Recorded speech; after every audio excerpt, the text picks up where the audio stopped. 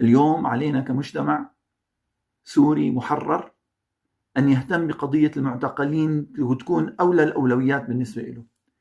جمع أسماء المعتقلين اللي خرجوا من السجون، وإن كان خرجوا بطريقة يعني نوعا ما عشوائية بسبب الحالة، لكن هذا لا يعني أنه نرجع نبحث عنهم وناخذ أسمائهم ويكون نخصص لهم برامج للرعاية والدعم والتأهيل.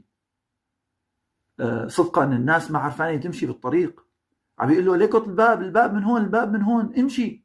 هداك واحد تاني عم يشلح ثيابه ويدعس عليها بالأرض ويعيط.